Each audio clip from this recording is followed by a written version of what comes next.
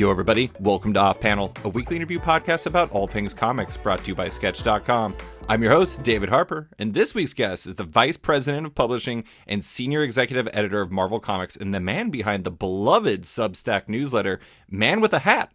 It's Tom Brevoort. Thanks for coming on, Tom. Sure, my pleasure. Happy to be here. Did you scoff at the beloved nature of your Substack newsletter? Anything beloved with regard to me is a contentious question. There are plenty of people out there who will tell you you are off base in that assessment. I'm pretty sure, I think it was Kieran Gillen in a recent newsletter who said that, described your newsletter as basically like the first thing creators read as soon as it hits their inbox, which I'm not going to say universally beloved, but I will say beloved amongst certain people. I don't know if that means beloved, though. I agree with you. I agree with you that Kieran said that, but I suspect that, you know, the translation of that is the creators that are looking to see if I said anything about them and whether or not it's good or bad. Oh, Not so much that, oh, it is so intriguing that they have to. No, they want to see if I said anything about them and whether it's good or bad. Here I go. I interpret it as an extreme positive. In reality, it's just like, oh my God, is this where he airs the dirty laundry? Again, Kieran may have meant it as an extreme positive. That's true. But my interpretation of it is, okay, everybody's worried that I'm gonna, sell them down the river with some old story about some random issue of Marvel Team Up. Yeah, there you go. Oh, Marvel. Wait, I was going to say Marvel Team Up. I was thinking Chip, but that's Marvel Toon 1. I'm way off base already. But Yep. So I wanted to have you on because I realized, like I said to you before we started recording, but while I had talked to you for features on, and I'm trying to remember all of them, Secret Wars, the Marvel Universe trading cards, the DC versus Marvel crossover in the 90s, and Annihilation, as well as others I probably can't recall, we've never really talked about your career as much as your work, which I imagine is one and the same to you in a lot of ways. Yeah, more or less. But I wanted to start at the beginning for you because, like, going back to like your earliest days at Marvel, because your story is very interesting to me. I was reading a lot about it. I was going back. You became an intern at Marvel in 1989 and then a full-time employee after college. So your only post-college job to date has been working for Marvel, which is truly impressive longevity, especially in the era of the Great Resignation. What appealed to you about working for Marvel from the beginning? Well, I started reading comics when I was 6 Mm-hmm. in 1973. And I started making my own hand-drawn comics pretty much right after that. And so in one way or another, my ambition or the thing that, was a draw for me employment-wise was always, I'm going to do comics one day. All the way growing up. It's why I was in an illustration program in the University of Delaware in the first place. It certainly wasn't to do technical drawings or fine arts. But having gone to Marvel, and I had periods where I was a big Marvel reader, and I had periods where my attention went to other things. But going to Marvel and stepping in as an intern, I was, and I say this, this sounds arrogant, but I say this because other people who were there have said it. I was about the best damn intern that ever walked into the place. And that really just boiled down to I had a toolbox of skill sets between having made my own fan comics and done all of that, having a familiarity with how to letter and how to draw and how to paste up and how to do mechanicals and how to do all the stuff that when I was an intern, I interned across 3 editorial offices. They were 3 offices that were all set up in the back corner of Marvel at the time. And, it was a Monday to Friday internship. But theoretically, most of the interns that came in there, they would give them a job, and that job would take them forever. Right. Because they just weren't either as motivated or as adept at doing this stuff as I was. And with me, I'd come in and they'd give me something figuring it was going to take forever, and I'd be done with it immediately. And so they kept giving me more stuff and more complicated stuff. It got to a point with certain offices where if the bullpen was particularly jammed up on, doing lettering corrections or doing art corrections, they'd throw them to me and go, "Can you do this?" Hmm. And I'd go, "Yep," and I'd go off and I'd do it. So by the time I was done with that internship, and that was possibly everything since, has just been failing upwards. That I've never been as good at anything as that. But there were a bunch of people on editorial staff who liked me, who understood my capabilities, and who were motivated to get me on staff at the company, which is why I so quickly was able to get in there. Hmm. I feel like I was that intern before. I had an internship where one of my first days they gave me this big report. I'm not going to go into the business, but it was a report on sales, and the person who was doing it before me was a permanent employee, and it would take them the entire day. And they're like, if this takes you a few weeks to like start putting together, it's okay. It's going to be a bit. It took me half an hour. And their Mhm. the first response was, "You probably did this wrong." And I was like, "No, I don't think I did." And they went through the process with me, and then they realized that the person who was doing it was just basically extending it as much as humanly possible, so they didn't have to do much. And I felt bad because I kind of exposed the person, but at the same time, I was like, I was just doing my job. It's just how it is. Yeah, yeah, exactly. When I started as an intern, one of the things that had been allowed to languish, because it wasn't, and at no time in the history of history has it ever been all that important a thing, but the slush pile, the submissions pile, Mm, had been allowed to languish to the point where there were multiple years worth of things that people had sent in as submissions that needed to be gone through. It was literally everywhere in the area that I was working in. It filled closets out in the hallway, and it was stuffed haphazardly under desks. There were mountains of this stuff, and so the first week I was there, one of the things that the office that handled that, the manager's office, said to me is, when you're not doing anything else, we need to start making a dent in these hmm. and going through them. And most of it, like 98% of what's sent in, is going to be crud. Is going to be in no way up to professional standards, and you really just have to like send the rejection form letter. Here's a stack of them, Yeah. and but every once in a while there'll be something that might have merit, and those need to be pulled out and then sent around and circulated for editors to review who might have an opening for somebody with that particular talent pool. And they expected this, maybe over the course of the summer I'd make a dent in it, and by the end of the week it was gone. Yeah, you definitely set the bar for the interns. But I do. It's interesting because obviously you were a reader. You had experience with Marvel comics and comics in general. You studied illustration at the University of Delaware. Those are unique advantages that most interns probably don't come in with. But I am interested in the illustration part because, reading your newsletter, like for example, you were writing about Axe Avengers. I'm going to call it Axe instead of saying Yep. AXE, but Yep. Axe Avengers. I thought it was interesting how specific your compliments towards Federico Vicentini were. And it seemed like you have this genuine, like when you talk about artists and you talk about ones that are really catching your eye, you have a real adoration to you.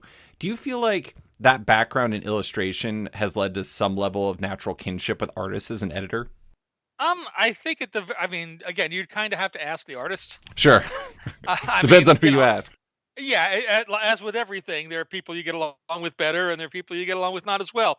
What I think is helpful is I, while I can't play the game as well as anybody that is doing it professionally, I understand how the game is played. Right. Which is to say, I can usually talk to an artist in language that the artist will understand, in the terminology that they are used to using, and have enough of a comprehension of it and so forth that I can still, my art skills are degraded to a ridiculous degree, because if you don't do that stuff constantly, so much of it is muscle memory, and it just fades over time. But I'm still good enough, and I still have enough in my head to be able to, like, Be conversant. pull out, well, pull out a tablet or something and do a very rough doodle that visually gets the idea across. And I do that sort of thing all the time. Whether it's for, I'll design covers, or I'll when I say design covers, it just means I come up with the basic idea of a cover, and I can send it to an artist and go, it's like this, Yeah. and then they turn it into a real, actual, fully realized drawing. And the composition is kind of mine, but not entirely mine. But it's communicating the idea to somebody. Here's what I see in my head. Now that's the kind of thing that I'm looking for here. I've done that. I've done really crude designs for logos that have become logos. The Variants logo that we have right now on that limited series, I ran across the scrap piece of paper that I drew that on the other day. And it's not the same. It's just the basic idea of, it's the V, and the V has these lines that repeat to get across the idea that there are multiples. Hmm. And I sent that to our designer in house in the bullpen, and they made an actual logo that functions. So having that skill set, it means I can communicate on that side of the fence, which is something that some editors uh, you know can't do. They just don't have that background. Yeah, makes Um, sense. and I can't do that necessarily even with everybody or with all disciplines. I'm okay with color theory, but I'm not a genius at color theory. And so, talking to colorists and being specific about stuff, I'm a little more limited there than I am talking to, a line artist. Hmm. But again, I maybe have more practical experience, if nothing else, than somebody else. Where even with a colorist, I can say, "Do this. Here's what I think the problem is, or here's how I think this would be better," and I can communicate it in a fashion that they can understand and then act on. I will say I have actually talked to some artists you've worked with, and while I can't speak universally for their opinions, I will say that, for listeners that haven't read my Secret Wars oral history, one subject that's tapped in that is that Esad Ribic worked his ass off on that book. Understandably, there was a lot to do. And at the end of it, you sent him a bottle of liquor. And I can tell you, Esad was very happy about that bottle of liquor. So in terms of artist management, you made Esad very happy. So one artist approved for sure. Sure thing. And that's, again, I'd worked with Esad at that point for a while. I knew he would appreciate that, and I felt like he earned it.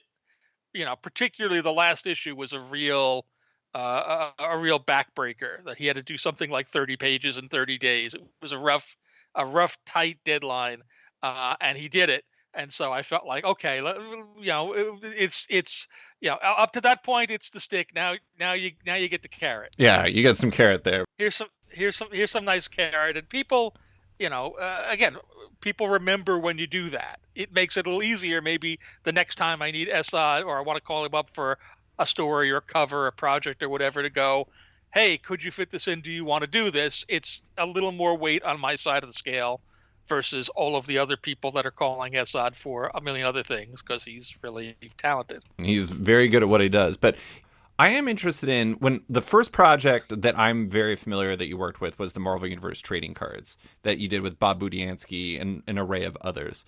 Sure. Did you start in terms of, I don't know, in terms of your official Marvel employment, was that in special projects? Yeah. Yes and no.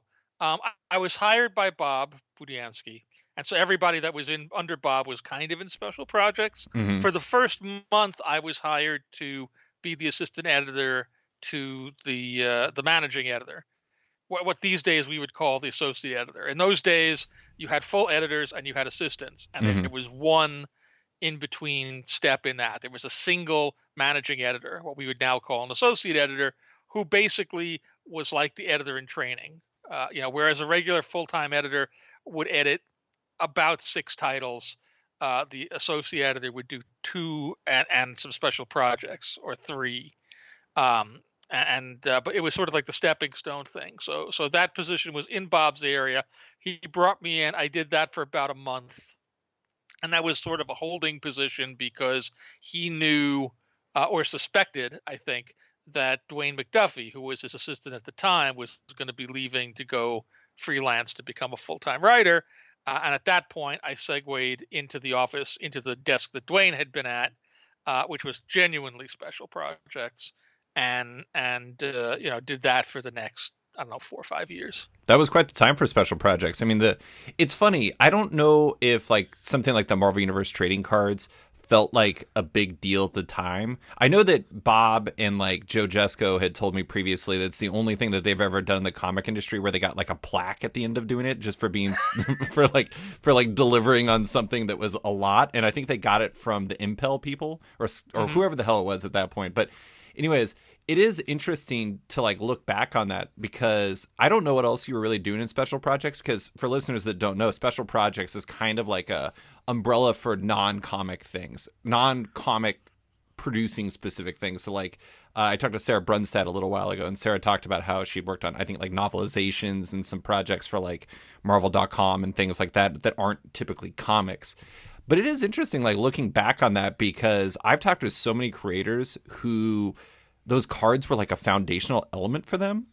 I imagine it's kind of interesting for you at this point because a lot of the people who are either coming up or have been established in editorial now probably like came up on a lot of the stuff you were working on. Yeah, I've gotten to the point where, there was a certain point when the conversations from interviewing, would-be assistant editors were, oh, I loved the comics that you work on Mm-hmm. or worked on, and then it became, I loved the comics that you worked on when I was a kid, and then it became, seriously, my dad loved your comics. Oh boy. And that's kind of, we're somewhere in that zone. I'm expecting to get, my dad loved your comics when he was a kid anytime now. Yeah. And then so on and so on. Special projects, when I was part of it, in those days, Marvel was a much smaller organization. Mm-hmm. So a lot more things were folded in there. Certainly, trading cards as a portion of that grew and ended up in encompassing a great deal of our activity as it got more successful between 1991 and 1994 or 95. But we did a lot of other things. Yeah, we did a lot of movie adaptations.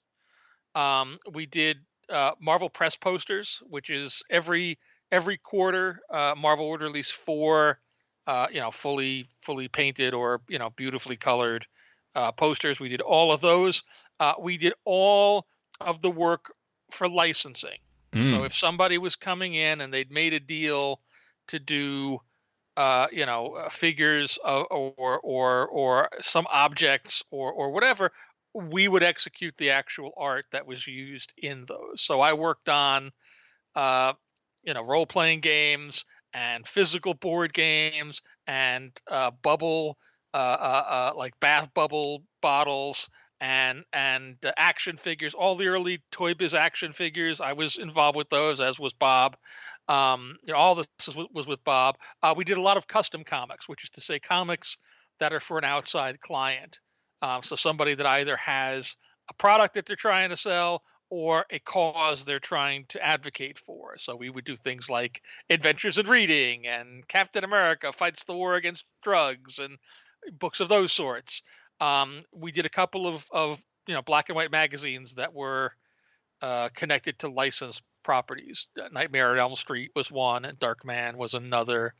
Um, and literally, it was a jack of all trades sort of thing. Like Yeah. we did, and again, if people just needed pickup art, we were constantly having culling pickup art. Pickup art is just those familiar poses that you see everywhere that turn up on lunchboxes or on licensed merchandise and so forth. And we kept a constant file, and we would constantly, when there was nothing else going on, be flipping through whatever the new Marvel books were to find good shots of all of the characters that would be great for that use. And we would have extra stats made and clean them up and finish the parts that were covered by balloons. And then suddenly you'd see that Todd McFarlane Spider-Man on all the Spider-Man merchandise because it was now part of our library of pickup art.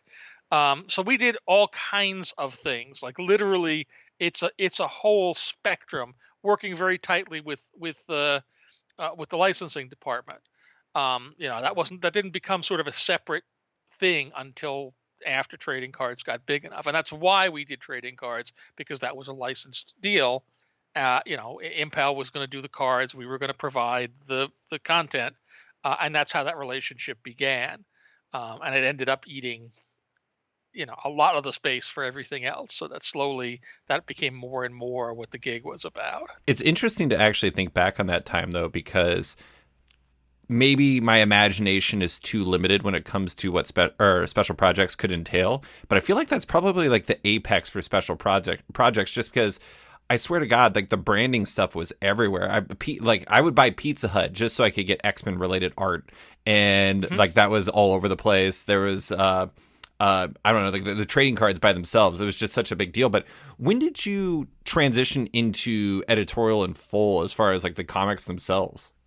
Well, yeah, at the point that we know as Marvolution, it was called Marvolution internally, and that was the marketing title behind it, which is the point at which Tom DeFalco was phased out as editor in chief, and instead of being replaced by a single editor in chief, the genius powers that be decided, that they would divide editorial into 5 groups, and in that process, Bob became the group editor of the Spider-Man titles, and I became a part of the Spider-Man group as a result of that, because I work with Bob, and that was where we ended up.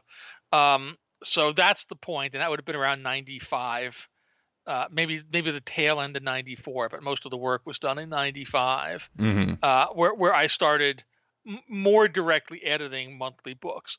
I'd been editing monthly titles before that, in that they were certain projects that came out of those offices. Right. When Bob was, when I first entered Bob's office, he had begun with Dwayne McDuffie and Greg Wright and Jackson Geis and Dennis Cowan, the Deathlock 4-issue bookshelf format limited series. Mm-hmm. And so I ended up working on that as an assistant editor. And then a year later, when it became a monthly, I ended up editing that directly. So I'd been editing Deathlock pretty much all through that period, and a bunch of other things along the way. I did a little work here and there with other editorial offices, a project here, a project there. Um, so I had a fairly wide spectrum of experience. It seems like that was like the other jobs as assigned period for your career, where it's just like, all right, what do we need? All right, Tom's got it. Let's put Tom on it. He's gonna take care of it. Yeah, I wish it was that confident making. It was just there was a lot of work to be done, and so somebody had to do it. Nobody up there was going, oh yeah, that guy'll do it. For the most part, again, outside of the couple of people with whom I was interfacing, greatly, I don't know that anybody knew what the hell I was doing, Yeah. uh, or cared what the hell I was doing. But every once in a while there'd be something, and it would usually be stuff that somebody either came to Bob with, and Bob handed off. It was never, oh, let's get Tom to do it. It's, let's put this in special projects. There was a point where Tom DeFalco wanted to do a pair of oversized, like 100-page regular reprint comics, mostly for the newsstand, which became Spider-Man magazine and Marvel Superheroes magazine, and I put all of those together. Those Mm-hmm. were all mine. Like I edited them. Bob basically gave them to me and said, do these," and I went and did those. Uh, but I did stuff on Marvel indexes for Mark Grunwald, and I eventually worked on the Marvel Universe Handbook with Mark. I did at least 1 or 2 projects for Carl Potts, who was over in Epic and also doing licensed stuff. I did a movie adaptation of the forgotten film No Escape with Ray Liotta. Oh Uh, yeah. I haven't and forgotten I that movie. almost everybody else on Earth has. And I saw it when it was called something else. Oh. Yeah, when we started working on it, it was called the Penal Colony. Then it was called the Prison Colony, and then eventually it was called No Escape. And we pasted that cover up 3 times with 3 different logos. Um, I did. I did a licensed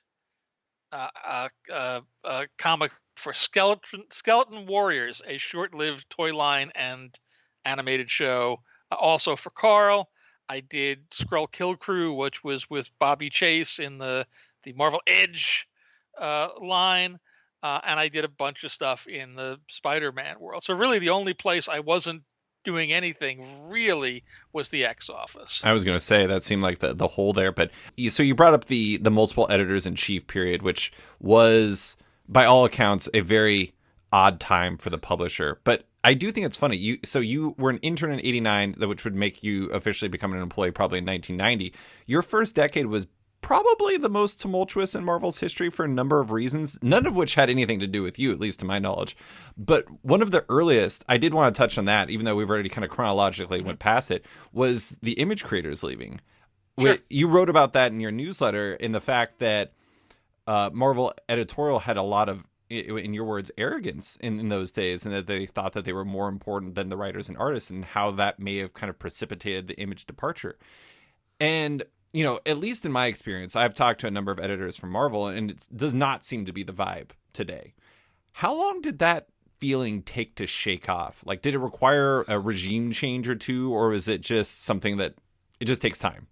No, it definitely did, and that was, yeah, in my estimation, that was an outgrowth of the Jim Shooter years. Mm-hmm. Jim was the one who first assembled what we think of today as an editorial structure in Marvel. Before Jim, there was one editor. Mm-hmm. We now retroactively all call them editor in chief, but Len Wein and Marv Wolfman and Roy Thomas and Archie Goodwin and whomever, they were not editor in chief. They were editor, and they were theoretically responsible for all of the books in the line. Right. And that was a workable situation when it was Stan, and all of the books in the line were like 17. But by the time you moved into the 70s, and there were twice or three times as many titles being released every month, it was impossible. And that's kind of one of the reasons why the 70s was such a Wild West period for content, and why some books are very good and some books are atrociously bad. And you wonder how any human being could even have printed that.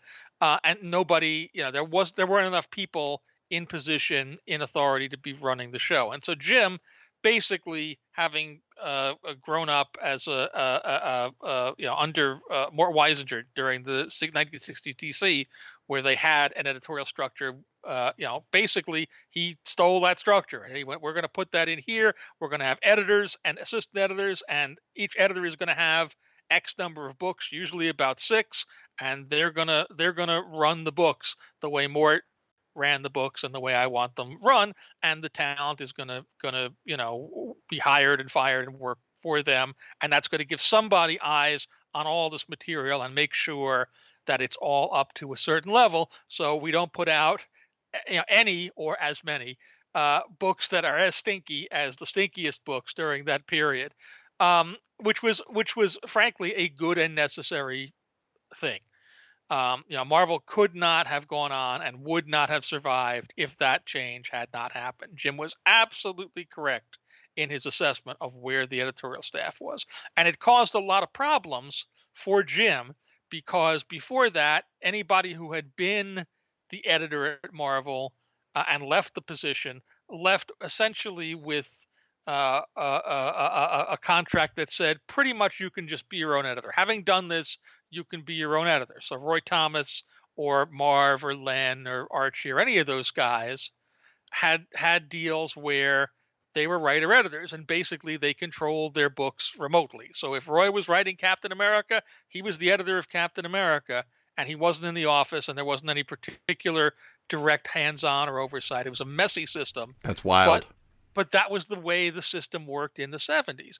And Jim put a lot of noses out of joint as those deals came up for renewal, and he said, look, I want to have you write for Marvel, but I'm not giving you a writer-editor deal anymore. This system has changed. We do it this way now. And that's when there was a huge exodus of talent, mostly the 70s talent, to DC and elsewhere. But that having been said, and I can't speak for Shooter in every instance, because Shooter certainly could be an extreme personality, shall we say, Mm-hmm. in certain situations. So I'm not saying that in every instance he was right and whomever, Roy or Len or whomever, was wrong. I'm saying that in this instance, that structure was absolutely necessary. But that structure was predicated on the idea, and it was an idea that Jim instilled in his staff. The editors make the comics, Yeah. and because the editors make the comics, what that means is the creators are not that important and ultimately are kind of interchangeable. And everybody sort of realized that that wasn't entirely the case. You could say that it didn't matter if John Byrne or pick a random person. I'll say Jim Mooney, not to insult Jim Mooney, was on your comic, but we know, objectively, that a John Byrne comic in the 1980s was going to perform better than a Jim Mooney comic in the 1980s, especially as the marketplace shifted from the mainstream impulse buy of the newsstand market to the hardcore, fan-oriented direct sales market. But that was the ethos, and it was sort of drilled into everybody.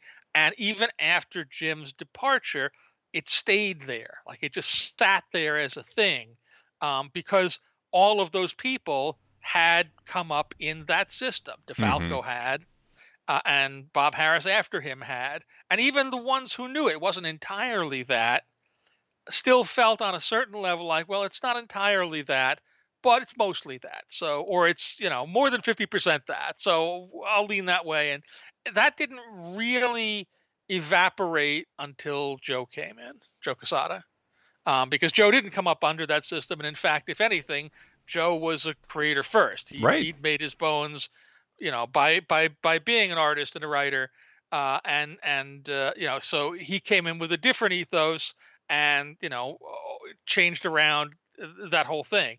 Again, to some degree, it was happening naturally anyway, because as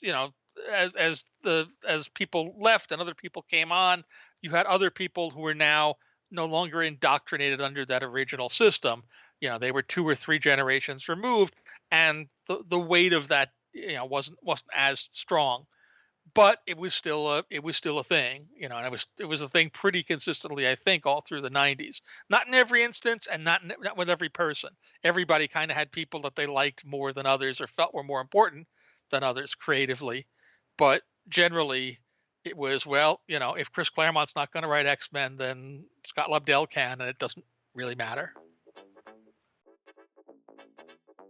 And now, a word from one of our sponsors. You may have heard of Zoop, the new crowdfunding platform, and they have some amazing comic campaigns running now, including Faceless and the Family from the Eisner-nominated Matt Lesniewski, The Whistling Skull from Tony Harris and B. Clay Moore, which continues their work on JSA Files and DC Elseworlds, and the completed Saucer Country, an omnibus collecting the whole series from Paul Cornell and Ryan Kelly. Better yet, with Zoop, there are no buggy add-on pages and surveys after the fact. You simply throw rewards and add-ons into your account and check out. Head to zoop.gg to support the live campaigns and sign up for launch alerts for what's next. Also, Zoop is taking submissions, so creators, reach out at hello@wearezoop.com to learn more. And now, back to the show. It is interesting to look at that period and kind of see how things change. I mean, you mentioned Joe. I mean, the obvious thing to point to is Marvel Knights. And I know that wasn't your domain, but at the same time, it's like Marvel Knights. I remember even as like a kid, I think I was like 14 when Marvel Knights hit. And I remember feeling like Inhumans felt way different, or like the Punisher run that Steve and Garth were doing felt different, and all of that. And it just felt like it was more defined by the creators in a way that like because like, I don't know. I mean, like that was such an odd period anyways, because Marvel had filed bankruptcy in 1996. I remember talking to Brian Michael Bendis about when he even first came in, and he was saying about how he remembered when he was coming in, like they were still like wheeling like filing cabinets out, and he kind of felt like, it's like, am I going to be working on like the last Marvel comics ever? And like there was just kind of a tenuous feel to a lot of this stuff. Do you I don't know. I'm interested in that period. Do you have a sense as to when things kind of felt like they turned kind of post bankruptcy, like things were kind of normalizing? Was that around when kind of Joe and Jimmy were kind of popping up with Marvel Knights, or was it later than that? Um, I tend to think it's later than that.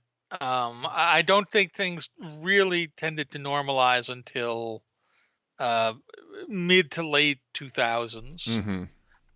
And really, uh, again, there was always a certain amount of uncertainty. In some ways, I might even argue that things hadn't normalized until the Disney purchase. Yeah. Well, that's Because before, stability. right, yeah, before that, there started to be movies of Marvel properties that we didn't have a lot of control over and a lot of equity in. And at a certain point, the decision was made by whomever at the top. We're gonna create our own studio. We're gonna make our own films. But in order to do that, they pretty much had to leverage the IP, the characters, against the loans to make those films. Mm-hmm. Which in practical terms means if Iron Man 1 had not done well, Marvel would no longer own Iron Man.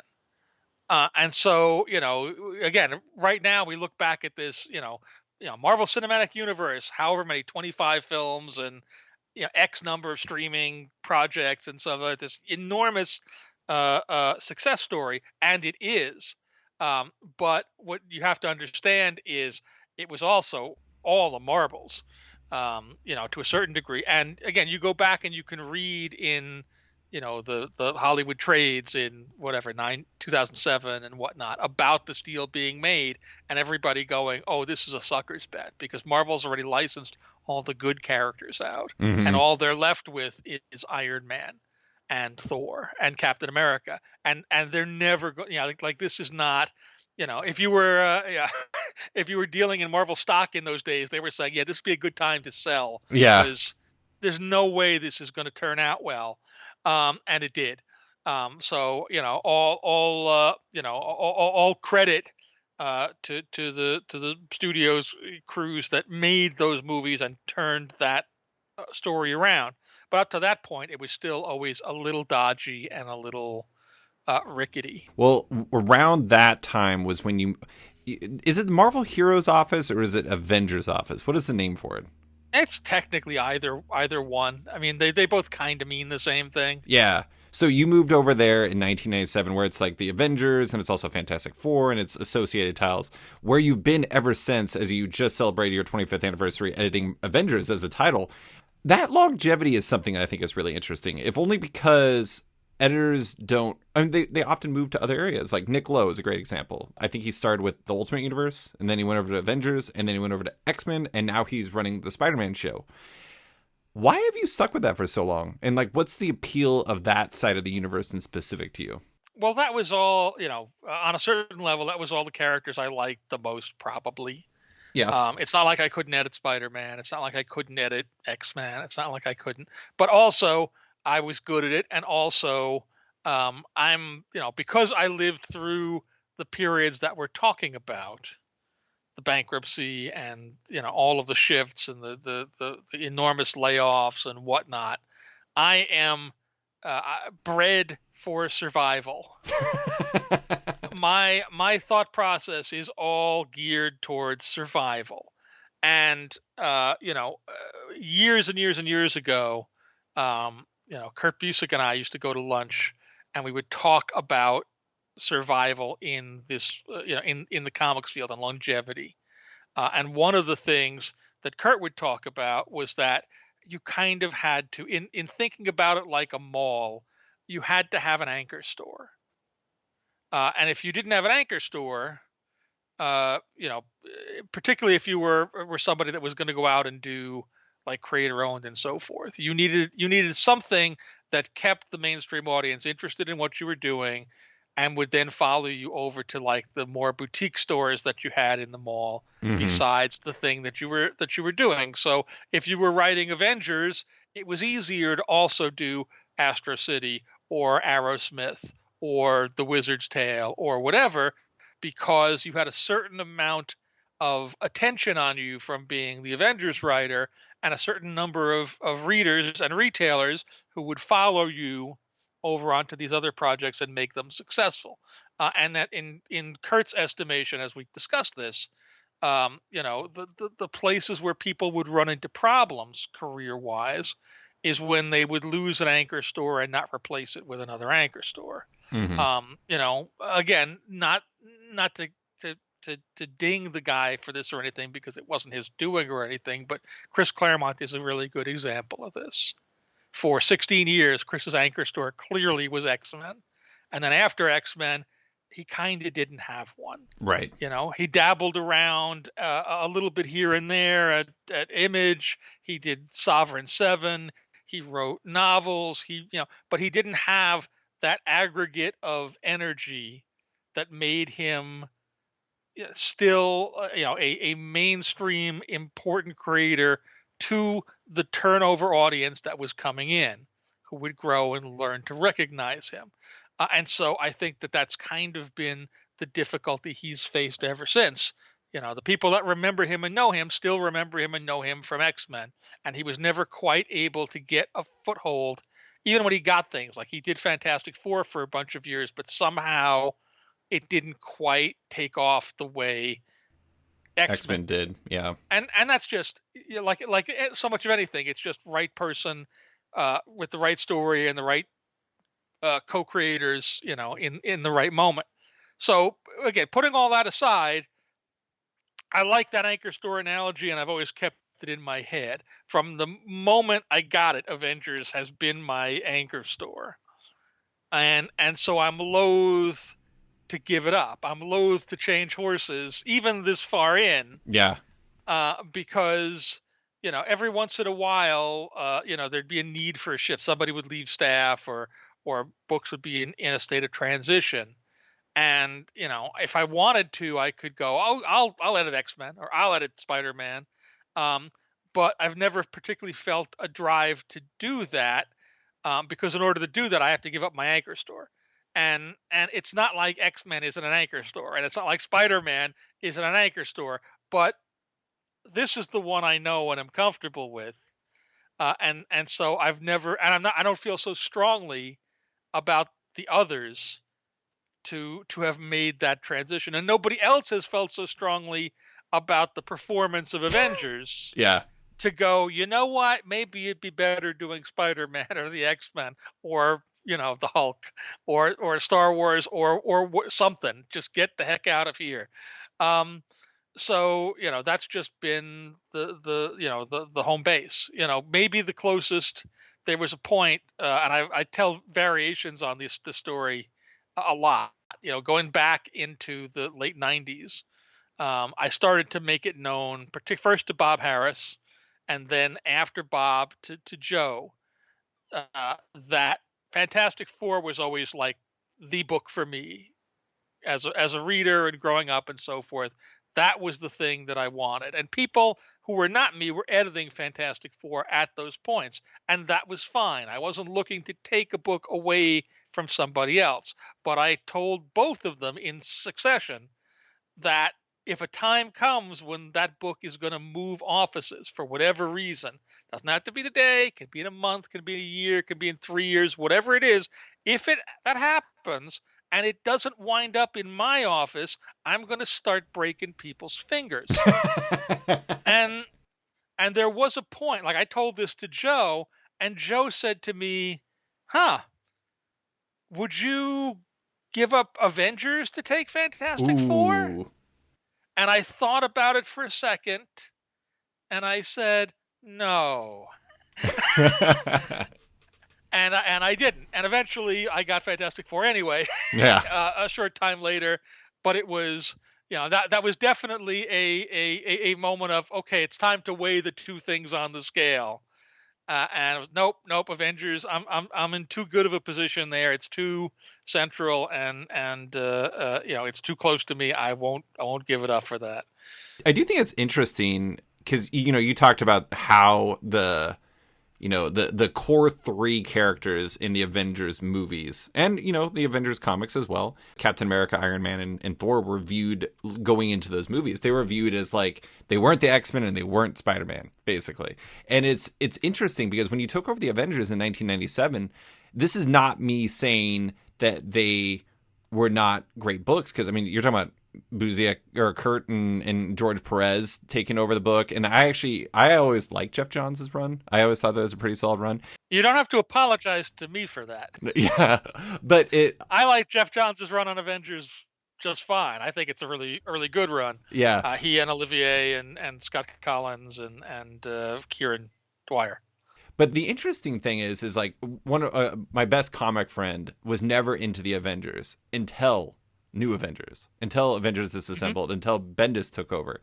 And it's interesting because I feel like in a lot of ways, while 2008 Iron Man becoming a big hit was like a defining moment for all of Marvel for obvious reasons, I feel like New Avengers was as well for the comic side, because I feel like in that moment and in that period from, let's say, Avengers Disassembled to Siege, it really reoriented Avengers as the center of the Marvel Universe in a way it didn't really feel like it'd been maybe ever, or at least in my lifetime. And I did this big project where I looked at every Marvel comic from the year I was born to determine which comic won the year for every year of my life. And that whole stretch, like, I feel like that stretch is maybe, in my opinion, the strongest period of my lifetime. Not to diminish any of the other ones, but that was just a really great stretch. I'm curious if, like, what was it about that period that made it such a strong period? Was it mostly that, like, Bendis had such a strong feel for that? Or is it just everyone was operating at the peak of their powers during it? I think there's a couple of things. I think there are a couple of interlocking pieces. And none of this is to take away, again, from any of the work that anybody did in any of these places. Right. For the, I'm going to say 5 years, 4 years, 5 years, before that, the company's interests from the top were in the Ultimate Universe. Right. And the company's emphasis had been on the Ultimate Universe. That was Bill Jemis's pet project when he came in, and he saw that all as an extension of stuff. And so the Ultimate books got more promotion, got better talent, got more money, got better production values than other Marvel books. And clearly they were the favored sons, and they were produced very well by talented people, and so they sold well. And the other Marvel books were kind of like left to flounder, up to themselves during that period, to one degree or another. And they all survived and they all did well, but there was no question in those days that whatever, the Ultimates was going to outsell the Avengers, and Ultimate X-Men was going to at least be in the same ballpark as X-Men, and so forth. And the point of New Avengers, and really Avengers Disassembled, with Brian and David Finch coming onto that series and reinventing that series, that's the point where investment comes back to the Marvel Universe is the important part. And it's not like the investment completely goes away from the Ultimate Universe, but you can see, if you step back and stare at that decade from afar, you can see the interest level and the focus go from the Ultimate Universe to back to the Marvel Universe. And some of that was that Bill was gone, and so Bill, the person who was driving a lot of that, wasn't there anymore, and so the people that were in were knew there was value in the real Marvel Universe. And I don't want to make the Ultimate Universe sound like it's not the real Marvel Universe, the original Marvel Universe. Sure. And so, suddenly that was important to shine up and make lustrous, and to use all of the tools and ideas and approaches and things that had been developed in the Ultimate Universe. So I think as much as anything, that shift has a lot to do with that. Brian writing that book, and it wasn't supposed to be Brian at the very outset. It was supposed to be Mark Miller. And that was all, predicated on, like, let's take our big guys who were in Ultimates, and, we could put them on Avengers, and we'll do this thing, with the taboo thing of, we'll have Spider-Man and Wolverine be in Avengers, because why wouldn't you have all the best characters in Avengers? and that'll be a thing. And some of it is that Brian had a very close relationship with Joe personally and creatively all during that Ultimate period, and that carried over to when he was working on Avengers. So it wasn't just that. I mean, I edited Avengers every month, and I worked with Brian. I did that for the I think it was 8.5 years Yeah. that he did the book. But for most of that period, really for all that period, um, he would talk to Joe about stuff, and Joe would throw his ideas in the mix, and he would hear Brian's ideas and get enthusiastic about those ideas, and then be there to push forward with those ideas or to make those ideas more central. So Avengers became more central in that period, partly due to the stories that Brian was telling and the way he was telling them, but also because he had the ear of the editor in chief and could get the editor in chief on board with what he was doing, Hmm. and that carried the rest of the company along. Because it wasn't even so much just that those New Avengers stories from New Avengers to the end of Brian's run were so wonderful. It's that they set the patina for the entire Marvel universe, and everybody else kind of had to follow along. And that more than anything, I think came out of the fact that Joe and Brian were so close. I gotta say, you're blowing my mind with that what if situation of what if Mark Miller took over that book instead of Brian, because that is a wildly different look, or a wildly different time. Than I mean, it is kind of funny too, because I always thought it was interesting that I don't remember, was with House of M was the first event that came out of that, right? Yes, Okay. yeah, House of M was the first event, but before that, um, the way the story goes, we did one of our we do 2 or 3 times a year, The although retreats. yeah, not so much during our pandemic. We would do creative retreats where a bunch of the key creators and all the editors would get together and kind of map out the year. And this was the first real retreat where I believe Bill was still present for it, but it was clear he was sidelined. He was on his way out, and Dan Buckley was coming in to kind of run that side of things. And it was in that retreat where we started talking about the Marvel Universe books and uh, you know what they should be and why they're not working as well as they could and so forth. And it was Mark Miller who said, "Well, for me, like I look at the Avengers and I don't know who all the characters are. I just don't care. Hmm. For me, and Mark didn't actually come out and say Justice League, but I read Justice League between the lines of what Mark was saying. He was saying when I was a kid, I would buy Justice League, and the reason I would buy Justice League is that all the superheroes would be in it, and all the best superheroes would be in it. You'd get Superman and Batman and Flash and Green Lantern and Wonder Woman and whomever, but you'd get them all. So to him, it was why are the Avengers these guys and why are the Avengers not Spider-Man and Wolverine and the Hulk and all your best guys. And this became a conversation. And this was a fairly contentious conversation from my point of view because I had just started a run that ended up being kind of a busted run, and not entirely due to the creator, but due to some of the conditions with Chuck Austin Hmm. on Avengers. And all of a sudden, people were talking about pretty much blowing up everything. Somewhere in my files, somewhere I have Chuck Austin's script for Avengers 500, which he wrote and which was never used because this change of direction happened that quickly. Yeah. But anyway, so this was a contentious moment, but this idea caught fire in the room and people were super excited about it.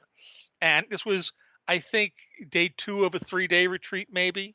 So we went away that night, and I, took my train home, and I fulminated, and I thought about on all of this, and tried to wrap my head around what was going on.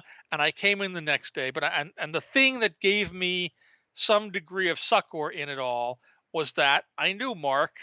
I had worked with Mark before, years before, on Skrull Kill Crew and on a Marvel's comic X-Men and a few things. So I knew Mark, and I knew I could work with him. Hmm. And I didn't really know Brian. I knew him by reputation. I'd liked his Daredevil. I'd liked at least parts of his Alias run and other things he had done, but I wasn't as familiar with him as a person. And so I came back the next day And what had happened in the interim was Brian and Mark were staying at the same hotel, and they left. And as tended to happen, people would go out to dinner and they would talk about all the stuff we talked about during the day. And so they went out and they had dinner with whomever, and they came back to the hotel. And somewhere in that process, Brian turned to Mark and said, "You know, Mark, I really got a million ideas for this thing, that this Avengers thing, and I really want to write it. How about I do it instead of you? Would you mind if I?" And Mark went, "Okay, that's fine. I don't care if you want to write it. I'm fine with that." So I came back in the next day. They had already talked to Joe because both of them were tight with Joe. It was like the first thing they did that morning. They got a bagel and talked to Joe about this. And so now it was Brian is writing Avengers, and that was a much more uncertain scenario for me. um the reality of it is, and the reason is, and Brian kind of copped to this after the fact. Like, once he'd had enough experience as the Avengers writer, he saw it, he understood it. Mm-hmm. That, basically, like, what he was being asked to do, and he had a certain, I call it a punk sensibility, but it wasn't really quite traditional punk. Of, yeah, you're gonna come in, you're gonna break everything, and you're gonna do it the way you want to do it. And that's what Avengers Disassembled was about. Avengers Disassembled was about blowing up all the stuff that had been Avengers up to that point.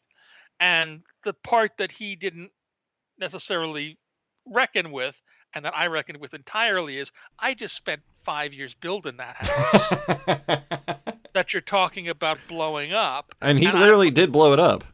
right, and I am invested in that because I have spent 5 years of blood and toil, and the same thing with the fans who liked it that way. Certainly, plenty of fans liked it when it was New Avengers, and some of them are the same fans. But Brian heard a lot of things from a lot of people who were upset that Hawkeye got killed, and that Ant-Man got killed, and that the Avengers were treated this way, and that Wanda went crazy, and all of this stuff. And again, once he had enough distance from it, and I think once he'd even seen it happen with things he'd done, like he'd left books and other people came in, and then they were different books. He had said in later years, "Yeah, I get it now. Like, it's like somebody coming in and blowing up your house, or you're a fan, like you're a fan of that sports team, and how can you be trading that guy, and how can you be putting that guy in that position, and how can you be, I am angry about it." Um, but the Avengers Disassembled period was a rough period.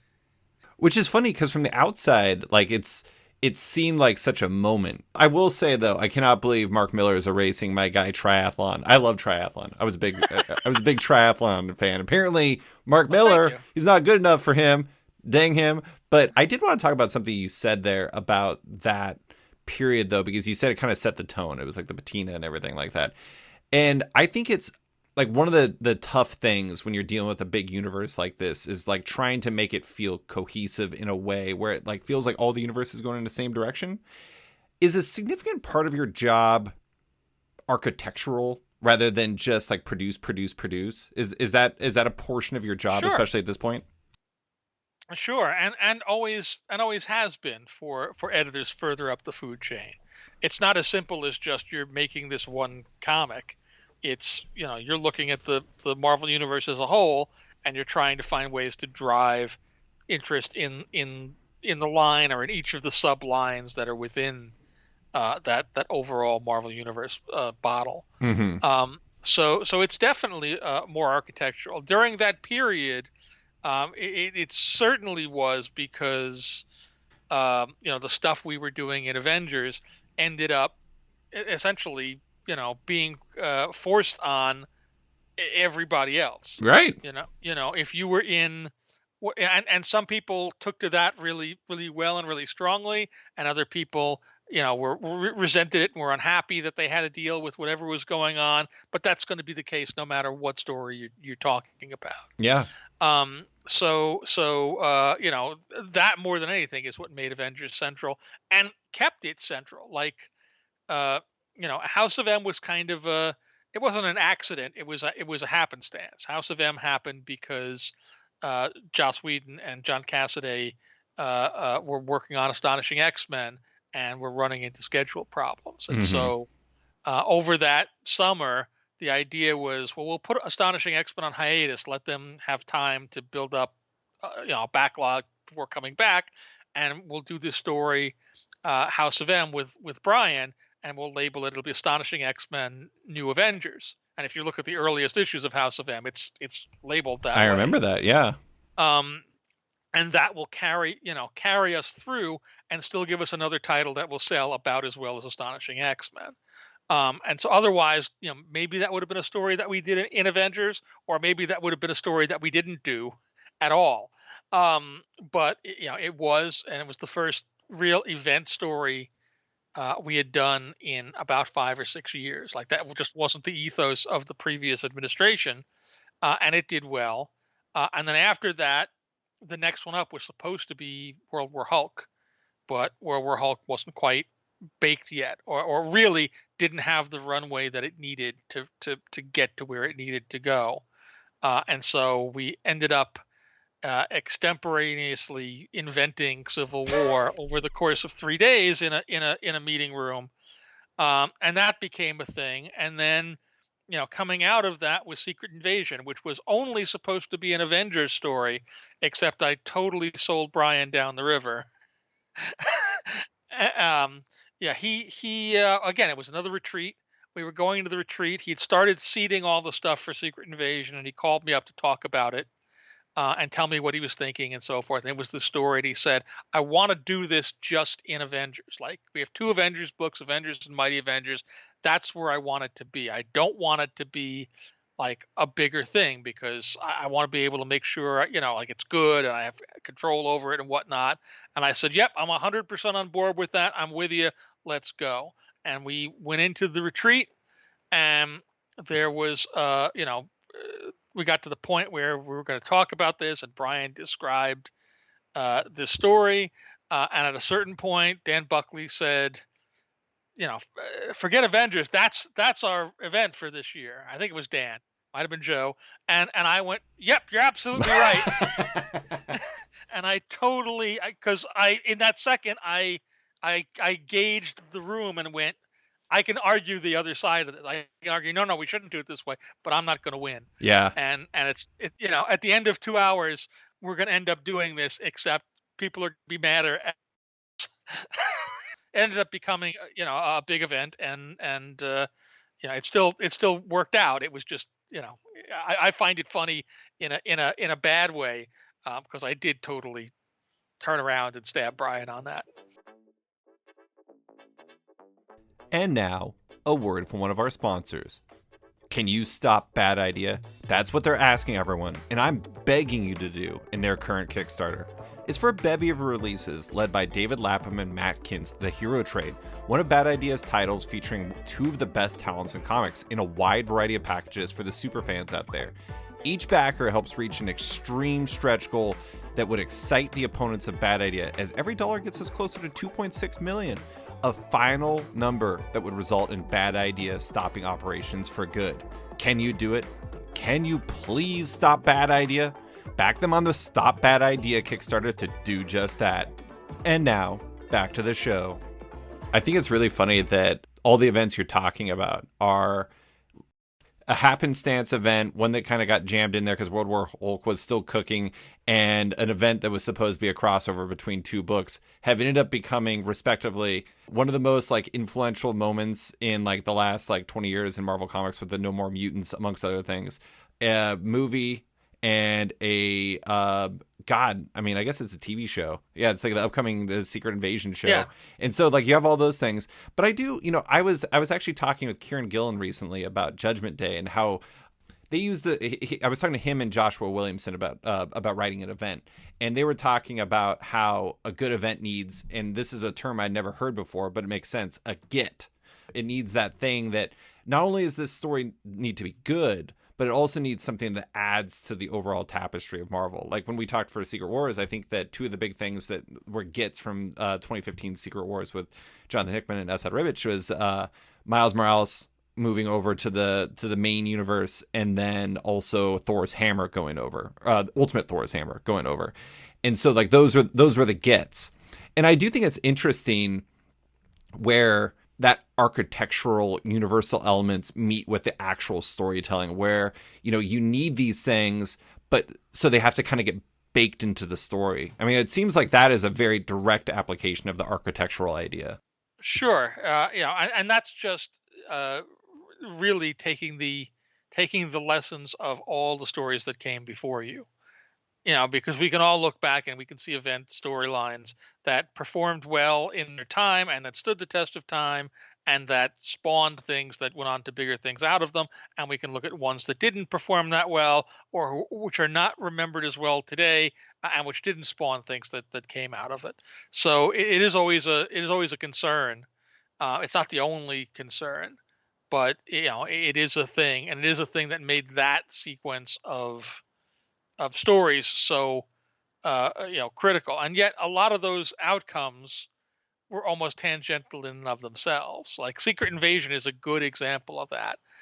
Secret Invasion ends with Norman Osborn as the head of Hammer and the new top cop of the world, and it's an 8-issue series, and he's not in the first 7 issues. Yeah.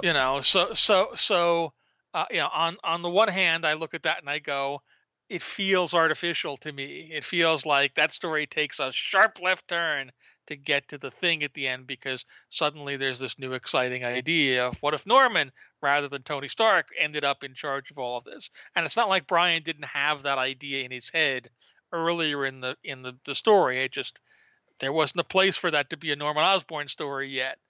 It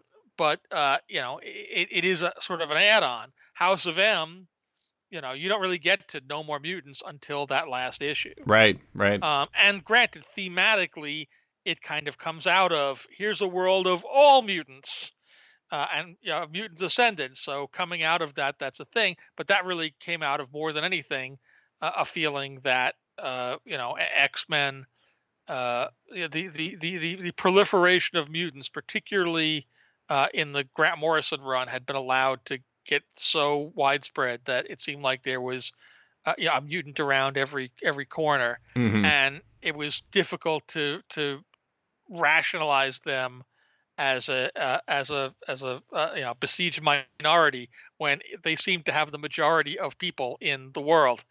So No More Mutants, as much as anything, was an attempt to scale that back or to course correct on just how many mutants there were. And you could argue that maybe we went too far. 198. Big drop off.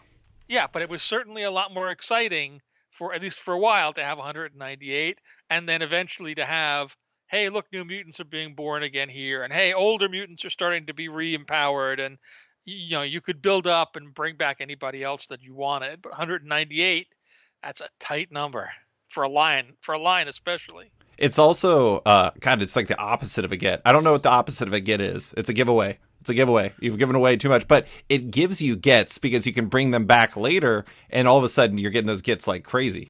There were other gets in that thing. For one thing, that was the place where suddenly Wolverine remembered his whole history. Right. Also, Layla Miller.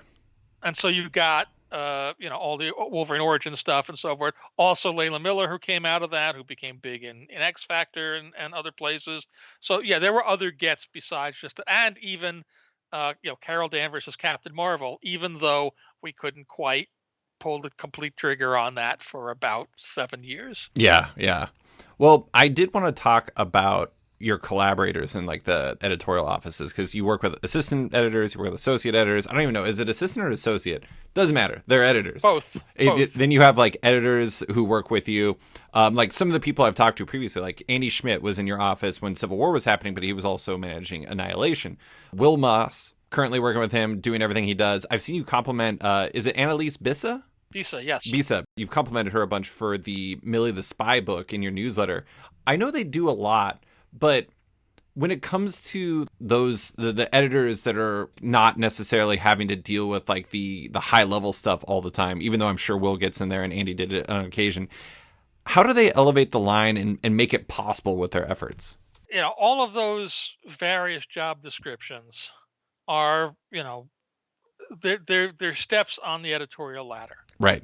And the higher the title you have, the greater expectation there is that you're going to be able to contribute to the line in a more meaningful and a wider fashion. Hmm. As an assistant editor, what you're really there to do is to learn how to do this, to begin to develop your editorial chops, and to show that you could take a project from idea to reality and not screw it up too badly. As an associate editor, now you've got a couple of projects that are your own, as well as working on other things and having some oversight, kind of like training wheels, but you're a little more autonomous. As a full editor, you're kind of expected to run books. As a senior editor, you're expected to run books and maybe have a few other younger editors under you that you're mentoring and tutoring. And then, you kind of get up to the executive editor and editor in chief level, where you're kind of looking over everything to one degree or another. Hmm.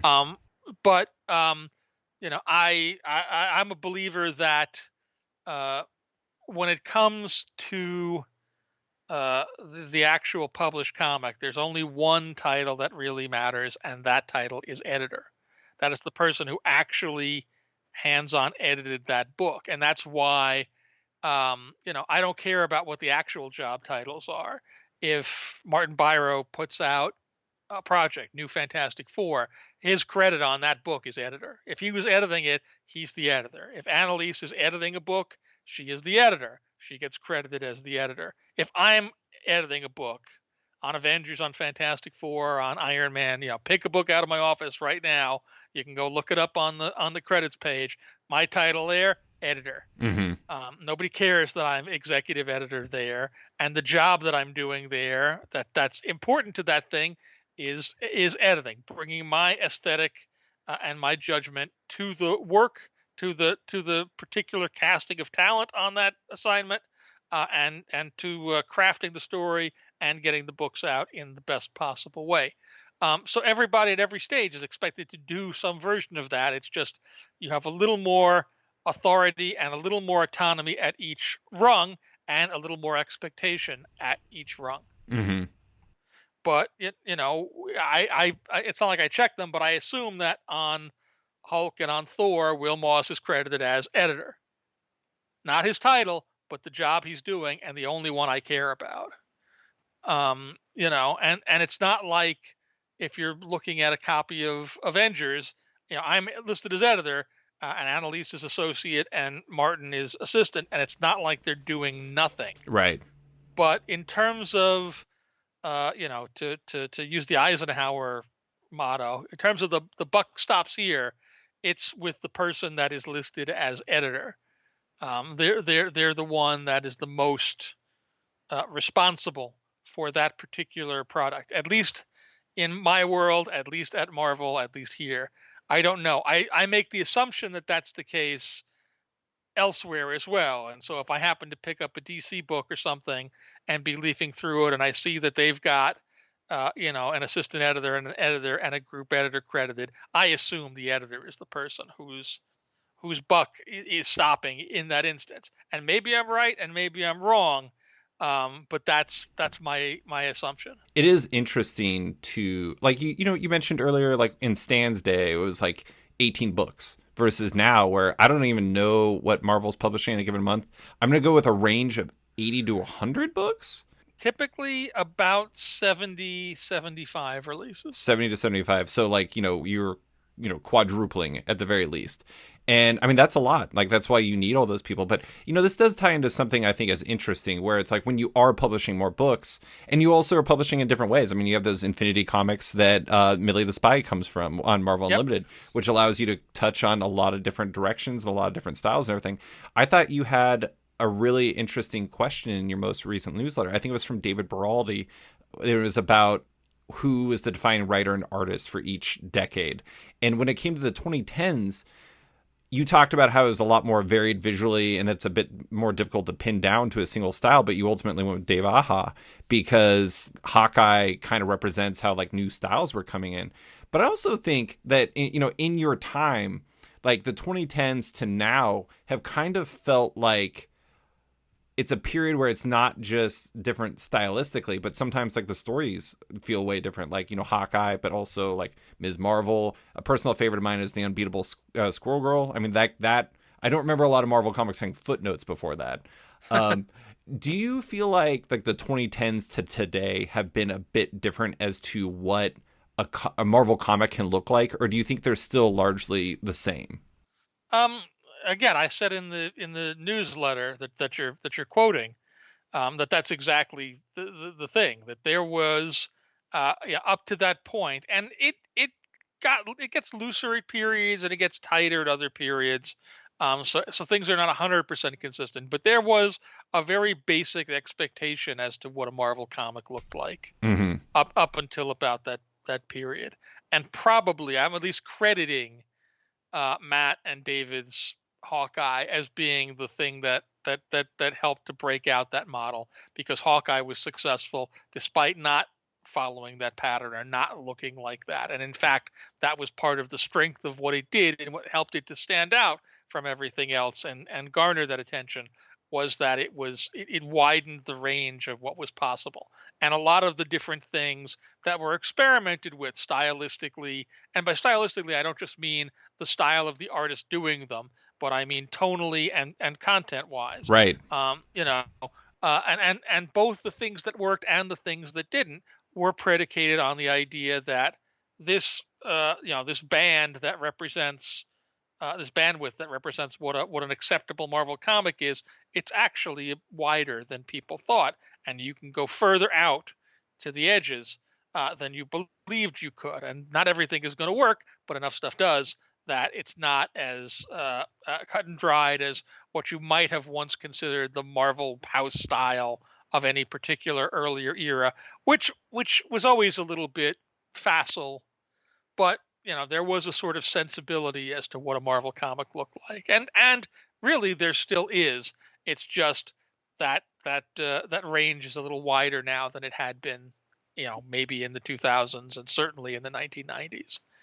Do you, as an editor, have to ignore like the subject? Like I'm sure there are artists who you like more than others, and just from a personal subjective perspective as a reader. But at the same time, it's like you know. For example, like Erica Henderson. Erica Henderson, I think, is one of the best storytellers in comics. I think she is incredible. And like her getting cast on Unbeatable Squirrel Girl, I think was like an essential part of it. And it was a real feather in Will's cap. I believe it was Will Moss who did that. Definitely will. Completely will. Yeah, and it's just like in a house style world, Erica does not fit in there for like big two comics. But when it comes to you as like an editor, when you're trying to find like new voices and everything like that, do you lean into that subjective side of your brain, or do you have to try to shut that off to a certain degree? Um, I don't think it's necessarily one or the other. For me, it's much plainer than that, which is I used to have a friend in art school, and we used to debate things as we'd be working on projects and things, and as to how we'd go about it, or what the end result was. And he had a phrase that he would use every once in a while that I have adopted, and that I use quite a bit these days. And that phrase was, "If it looks good, it is good." Yeah. Which is to say, it almost doesn't matter how you got there, whether somebody's doing it the right way or the wrong way. If it looks good, it is good. Right.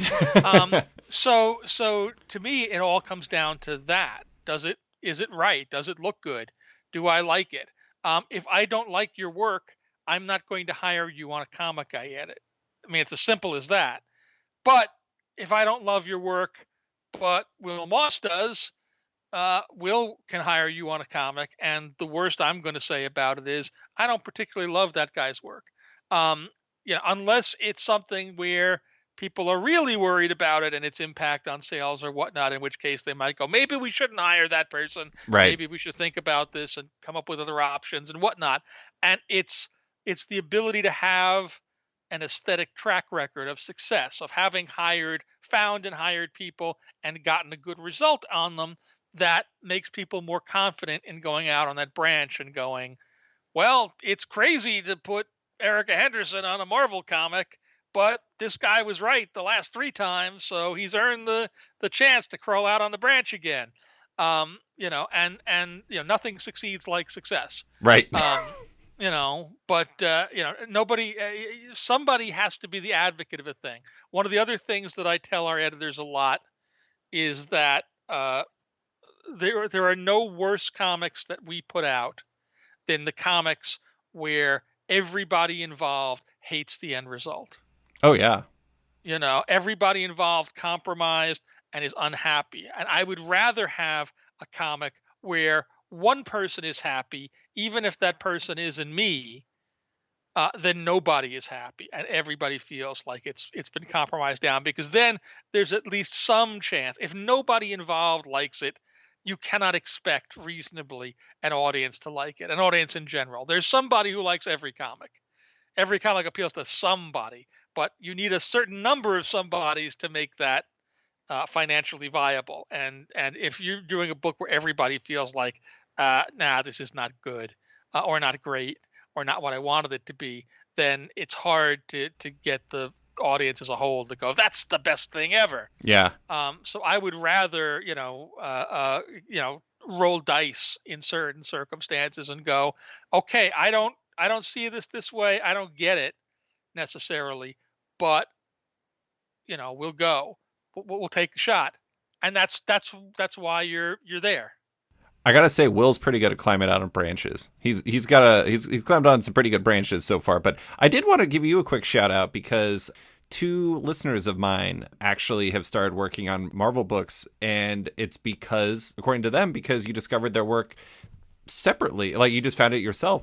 It's and I apologize for if I butcher your names, guys. I very much do apologize. But Muriwa Ayodele and Doten Akande, who are working on the Avengers Unlimited as of late, they're two listeners, and I remember congratulating them because they were on, I think, Moon Knight.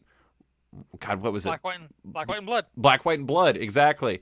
And they're like, yeah, I think Tom read one of our books, and I think that's amazing. But I do think that's one of the underrated tough parts of all your jobs is with this number of books coming out, you always have to keep your eye open. Like you can't just there's only so many books that, X artist can draw. Like you can't have I don't know. I was going to say Pepe Larraz, but he's not drawing anything for you guys now. But like Federico Vicentini, like he can't draw everything. Nick Klein can't draw everything. So you have to keep expanding that talent. Like what is the key to doing that, to find those next big talents? Just reading. Well, reading and people sending things in and looking for stuff and going to shows, and we have a whole talent division at Marvel. Ricky Purden is the main guy in our talent area, although there are others who work under his supervision, and his whole day-to-day job is helping on talent relations on every level, finding people, having people who send in samples that aren't quite there but who could be, and giving them feedback, being aware of when creators are going to finish their current assignments so that we make sure we have follow-up assignments ready so that they're not going days or weeks without work, and every other thing in between. On top of that, CB, who's our editor-in-chief right now, he spent years going to shows and traveling the world and Chester Quest and developing artists and things. In the case of Mariwa and Doten, as much as anything, it's a fluke. It was a fluke, and it was timing. But on the other hand, it would have happened anyway eventually, because talent will out. They sent me unbidden one day a letter and a link to their web comic that they were doing. My grandfather was a god, and they did that right at the same time that I was starting up Moon Knight, Black, White, and Blood, and I was thinking to myself, I want to get a range of people here, and I want to try out some new people in this, because it's an anthology, and that's a nice, safe place to try people. I can put Mariwa and Doten or somebody like them in the first issue, and I don't need to worry so much about selling it because I got John Hickman and Chris Pacello doing that story. Right. And so there's it's a safe berth. And so they sent the link in, and I clicked it and I read. I don't remember if they had, 2 full issues there or 2 full chapters or whatnot, but I read it and I liked it. And so I reached out to them and said, hey, I'm doing this anthology. I'm in the market for, a Moon Knight story. Do you want to do a Moon Knight story? And they did, and they produced it, and it went well. and then we were starting up the unlimited run on Avengers, and I said, well, that's a thing that they're going to be conversant with coming from webtoons, Mm-hmm. and they were also interested in Iron Man, and so I knew Iron Man 25 was coming up, and so I said, hey, could you do a story? Do you have a story, short story for this anniversary issue of Iron Man? And they did that, and now they're working on another limited series for me.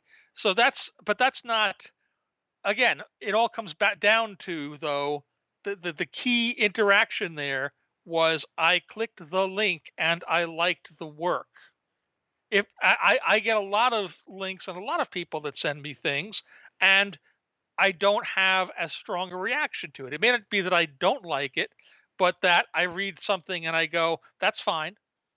But it's not enough to get past whatever the bar in my brain is of, I really like that. I want to see that guy working on stuff for me at Marvel.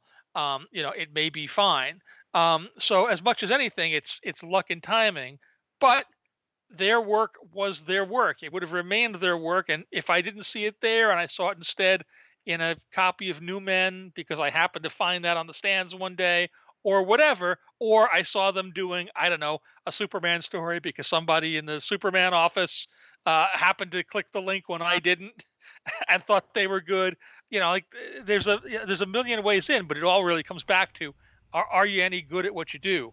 And If they you are. are, if you are, an opportunity will present itself, and then it's up to you to, get maximum value out of that opportunity. But it's not like it's anything that I do exclusively. Our editors do this sort of thing all the time and bring people in all the time. And we're constantly looking for, new writers, new artists and things. But usually it's based on, you have to have something to show. You have to have some kind of actual work. Nobody gets their first gig at Marvel.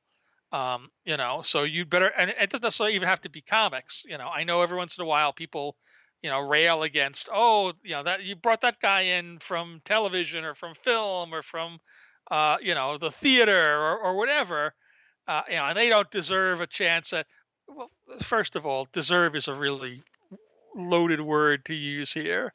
They're not true fans. Well, who are you to say that? You know what they did? They made a TV show. You know what making a TV show is? A lot harder than making a comic. So right there, I have some sense that they can actually put a story together and turn it into a real thing. It's tougher than making a comic, putting on a theater production. Uh, I don't look at that as deserve. I see that as people who want to be doing this and who feel like somebody else unjustly got an advantage that they didn't have because of reasons. And the plain fact of the matter is, whoever those people are, they work damn hard to get a TV show done or to get a theater show done or a film or a prose novel or whatever, and that ain't nothing. And it's something that I can look at and read or watch and experience and go, there's something that person knows how to put a story together, and they are somebody that I think what they do could apply to the Marvel universe. I will reach out to them, and I will get them. It doesn't mean that somebody that's just doing comics can't do that, but again, the people who tend to complain about this are the people that in a fair, everybody's in their lane race, can't actually compete as well, and so they want to complain that the other guy had better shoes than they did. Everybody's got the talent that they've got, everybody's got the drive that they've got, and everybody makes the most of that. And even if you do all of that, there's no guarantee that you'll succeed in any of these fields. But that's what you work with, Mm-hmm. and that's what you do. And there's no point in being jealous or angry that somebody else got a break and you didn't run your own race. Make your own way to your own finish line. Don't worry about the other people. It doesn't matter. Nobody's stealing from you. You did not get a gig because somebody else got a gig. You didn't get a gig because you didn't earn the gig. Not yet, at least. Yeah. So to close, I actually want to finish with a lightning round about your own personal taste and history as an editor that fits your Q&A section of your aforementioned beloved newsletter, man with a hat. We're going to start with a big one. Every editor I've talked to at either publisher, Marvel or DC, or any publisher has had a project that they're always wanting to bring back. Like I think Nick Lowe and Will Moss both equally always want Runaways to be happening. And maybe I'm mistaken. I apologize, Nick or Will, if I've misrepresented you. But there's always something that people have as their pet project. Do you have a pet project you always secretly want to return at Marvel? Not really. Again, I've gotten versions of this question over the years, and it always kind of comes down to the same thing. If I did, You'd make it happen. I would make the comic. Yeah, yeah, because nobody can say no to you. It's not well. Some people can say no to me. That's true. But I'm in a better position to be able to do that than just about anybody else. And so, if I legitimately had some old character, if I suddenly woke up, tomorrow with a hankering to do a Wood God project, and I thought I had some brilliant take on Wood God, I could probably get a project put together. Whether or not it would work is another story. Whether or not I'd cast the right creators, whether or not we'd find the right story, and whether or not anybody in the world would care that there was a Wood God comic is almost secondary. If I wanted it, I could probably get there. And then if I couldn't get them to approve a Wood God project, I could go, well, we're going to put Wood God in Avengers now. We're going to put Wood God in Fantastic Four. We're going to put Wood God everywhere until people are screaming in the streets, crying for their Wood God comic, and then Marvel will have to acquiesce and bend to my will, and it will be Wood God for all. So no, I don't. That's so. You just made the 37 Wood God super fans out there just lose their minds. They're so hopeful right now that you're going to Trojan horse the Marvel universe with Wood God content. Yeah. Unfortunately for them, Wood God is behind Tagak the Leopard Lord in my personal hierarchy of obscure Marvel characters that we have to turn into something. Oh so my until God. Tagak is big, Wood God really doesn't have a chance. I'm not gonna lie, I don't even know that character. I thought I knew all the characters. I don't know that character at all. But all right, next question. Just from your personal preference in terms of what you respond to, which creator is best at pitching at retreats, or which one do you enjoy the most? Again, partly because it's a question of over time and to who. I don't think there's one answer there. I think that historically, probably the person who pitches the most effectively in retreats is Jason Aaron. I think Jason Aaron, and in part because Jason largely isn't pitching. Jason, he's a very even keeled, mellow figure for all that he's a fairly big and imposing dude. But he is respected and has been respected as a writer, going back almost to the point where he first broke in, and his ability to plot and to put together a story is solid enough that every once in a while, what will happen is we'll go into these retreats, and depending on the particular makeup of the room and the particular stories being discussed, people will have contrary opinions on things, and points will get argued, and plot things will go back and forth and stretch and bend. And typically, you'll go through a day or two of that, and then it'll be time to go, Jason. So this Wolverine story you're doing, what's that? And Jason just kind of goes, well, it starts off this and this and this, and he just walks through the story, and at the end, everybody kind of goes, bravo, and he's done. Nobody has any notes, any feedback. Sometimes there's something little, but nothing that typically materially alters stuff, because once he's put it together, it's all there. And so if he's going, well, we're going to have Jane Foster, pick up the hammer of Thor, and she's going to be the new Thor, and we're not going to reveal her identity at first. We're going to have a bunch of red herring characters. So, Ross Solomon will be in the book, and Sif will be around, and there'll be a couple of people, and we won't know for a while that it's Jane, but then eventually it's Jane, and what's really going on is Jane has cancer, and she's using the hammer, and the hammer's turning her into Thor, and she's fighting as Thor, but because she's doing that, the enchantment is messing up the cancer treatment, so she's getting progressively sicker as Jane, and it all goes to here. And everybody kind of goes, yeah, that sounds good. Nobody has I think in terms of, and now unfortunately I'm jinxing him. Like the next retreat we go out, whatever Jason pitches is going to be a disaster. It's going to be in his Um, head.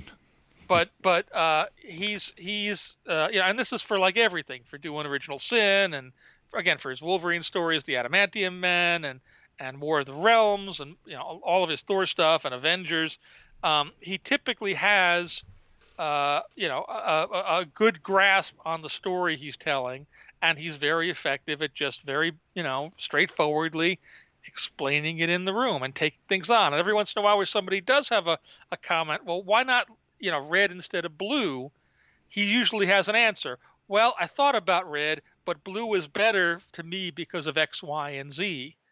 And he convinces everybody, okay, I guess you're right. Blue is better. So we'll just do it. We'll do blue.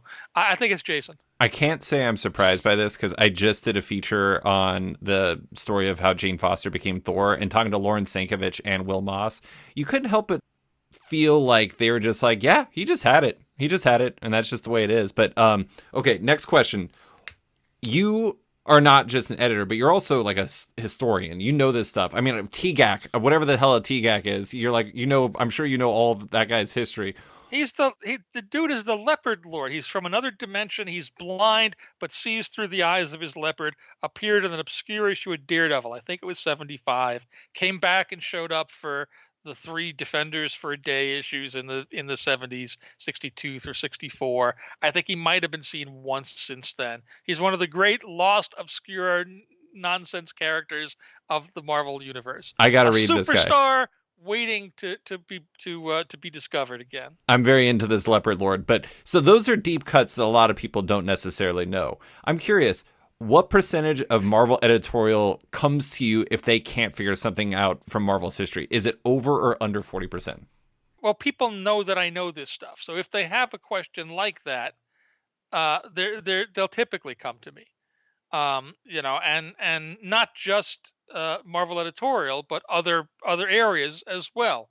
If people are working on, I don't know, when they were doing they have a big Spider-Man exhibit at the San Diego Comic-Con Museum right now, and have since the convention.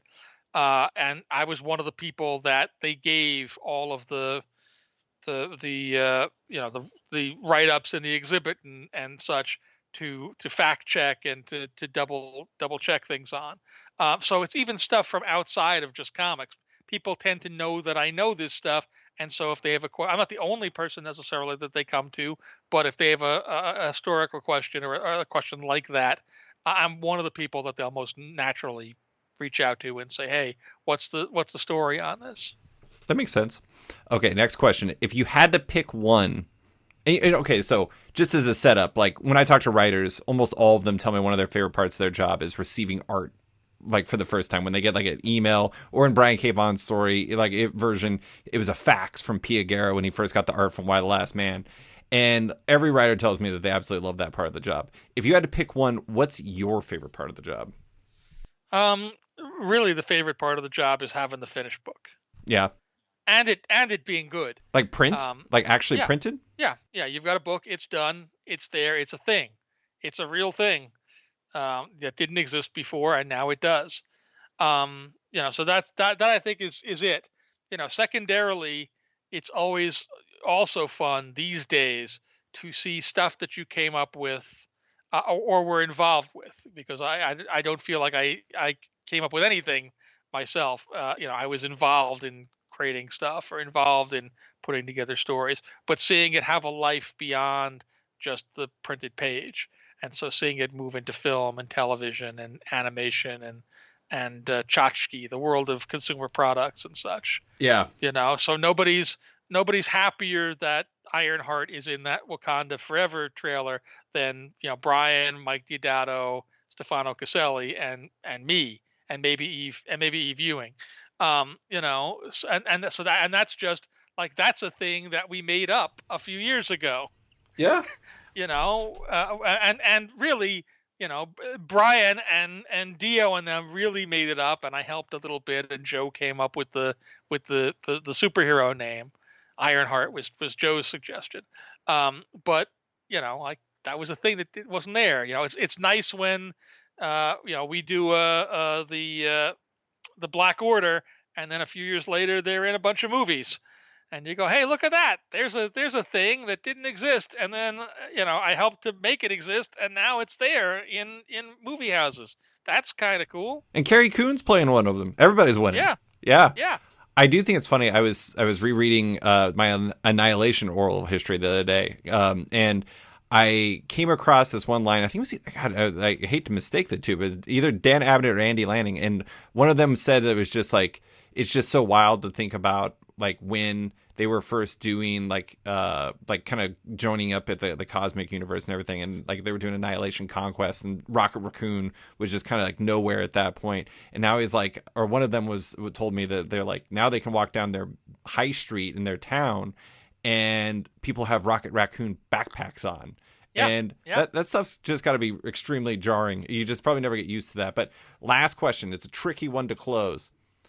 Which project do you feel like you had the most fun on? Not what was your best or your favorite. Which one do you feel like it was just a great time? Again, hard to boil that down to one. And I'll always knee jerk towards the two that I point to whenever this question comes up. Partly because it's just easiest. My favorite run that I did was the Mark Waid, Mike Wieringo era of Fantastic Four. That run, top notch. The only thing that compares with it and is sort of equivalent in my world, in my mind, to it is the Dan Slott, Mike Allred, Silver Surfer run. But again, when you get down to what was the thing that was the most fun? Fun is such an abstract. Yeah, it's personal. Thing, so those are definitely that. But, working on Avengers with Kurt and George was that. Working on the Justice League Avengers crossover was mostly that, up until issue 3. And then it all went wrong. Working back in the day on the Amalgam books and on unlimited access, just because you get to play with the DC toys a little bit too. And that's always fun. I mean, even today, doing things like, I've been working on the Ultraman books based on the Japanese property. And those are fun because it's playing with something that you don't normally get to play with. Mm-hmm. So again, I don't know that I can boil it down to one. Untold Tales of Spider-Man was fun. Thunderbolts was fun back in the day. I like the Amalgam one. You did Spider-Boy, right? So, like, Mike Wieringo. There you go. Yeah, first year I did Spider-Boy. Second year I did 3 of Marvel 6. I did Challenges of the Fantastic, and I did Iron Lantern, and I did Thorion of the New Asgods. When I was talking to people for that DC versus Marvel oral history, I just got the impression that everybody who worked on an Amalgam book just really enjoyed coming up with the names. Mostly. There were 1 or 2 editors or creators who didn't quite get the specifics of how it worked. Yeah. And I know there were certain things where, we would have to kind of go back and make suggestions about how names put together. Nobody really remembers this or realizes this, but me. But I guess it was in one of the Dark Claw projects, Raish Apocalypse was a Dan Slott name. Because they had some Raish Al Ghul analogy that didn't work, and I had Dan in my office that day when I was looking at it, and I was going up to DC for a meeting, and he said Raish Apocalypse, and I went, that's good, and I took it up, and I turned to Mike Carlin at that table, and I said, instead of whatever this is, how about Raish Apocalypse? And he went, that's good, and it became a thing. So that's how stuff happens sometimes. That is how stuff happens sometimes. But you've been through a lot of stuff, Tom. I really appreciate you coming on the podcast to talk about all of it. Well, not all of it. A decent portion of it. I'm taking away time from your beloved newsletter. Get back to it. Enjoy your time off. Thank you so much for taking the time to chat with me, Tom. I really appreciate it. Happy to do it. This was fun. Thanks for listening to this week's episode of Off Panel with Marvel's VP of Publishing and Executive Editor, Tom Brevoort. You can find him on his newsletter at manwithahat at tombrevoort.substack.com. Love Off Panel, want to support it? Subscribe to the podcast on Apple Podcasts today and give the show a rating or review while you're at it, but 5 stars only. You can also support the show by backing it on Patreon. Find the show on Patreon at patreon.com/offpanel. And when you back it on there, you get early access to each week's podcast, as well as weekly content and more. Want even more? Subscribe to my subscription comic site Sketched at sketch.com for long-form articles, interviews, and the rest of the site's content. You can find Off Panel and Sketched on social media by following on Twitter and Instagram at SketchComic or following me at @SliceFriedGold.